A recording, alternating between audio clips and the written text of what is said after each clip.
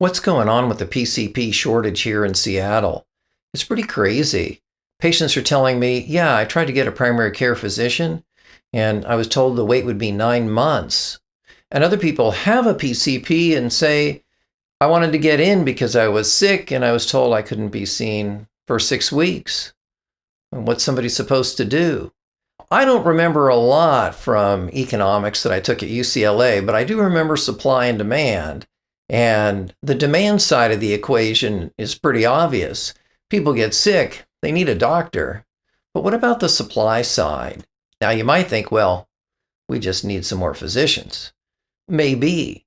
But, I'll tell you something interesting. Last week, a fax came into the office from a group of orthopedic surgeons. It listed all these orthopods and how quickly you could be seen, or if we referred a patient, how quickly they would get in to be seen there. So, yes, there may be some specialties that have shortages, but it's particularly a problem in primary care. Why is the supply so low? To understand that, we're going to have to go back 4 decades to the 1980s. Actually, I wouldn't mind going back to the 80s. I had a lot of more hair back then. So, yeah, put on your Metallica or your Bon Jovi or Whitney Houston and let's take a deep dive and see what's happened here. Back then, Medicare decided that they were going to change how they pay doctors. So they hired an economist from Harvard. And what he did is he went through everything a doctor could do.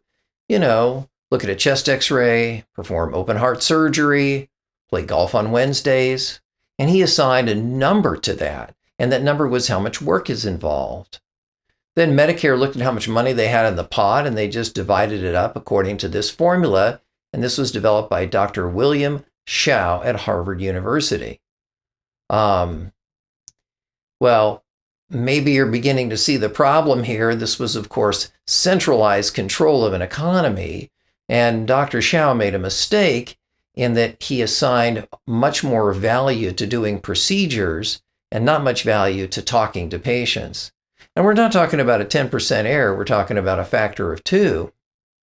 I kind of wanted to meet Dr. Shao at a conference, one of those economic forums. I would have said to him, hey buddy, take your shirt off for me. He loved procedures so much and compensated them so generously. Be interesting to see what he had underneath there. I kind of figure maybe he's got a sternotomy, open chole, maybe a couple endarterectomies, throw in a total shoulder. The way he worked out his scheme seems like he really gravitated towards having things done to himself. Dermatologists make $500,000 a year, starting salary in Seattle, and primary care physicians make 1/2 that. And, you might think, well, 250 grand is nothing to sneeze at, and it's true, but, some of these physicians have hundreds of thousands of dollars of medical school debt. And also medicine is competing for employees.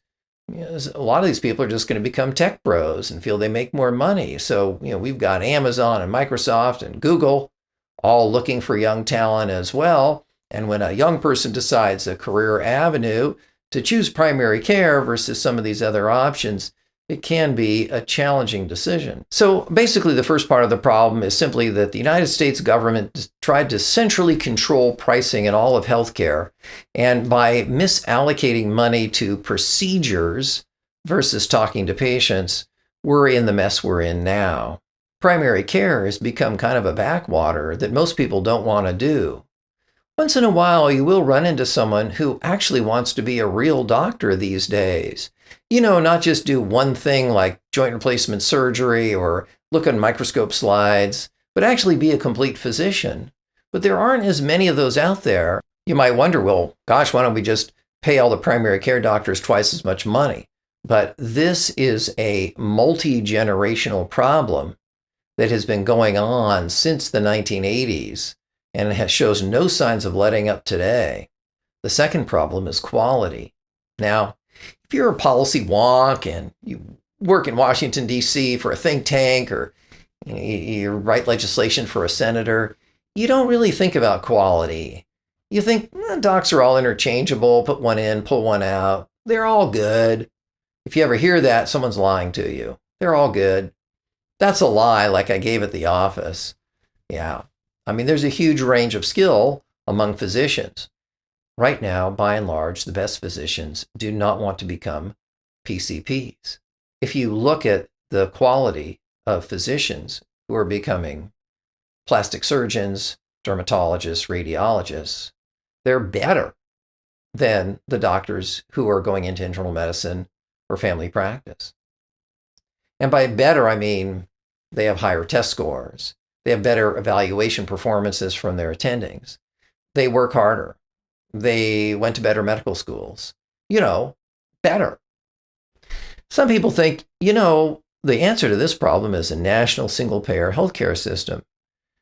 It's kind of interesting because we actually have something quite like that here in Seattle at Kaiser.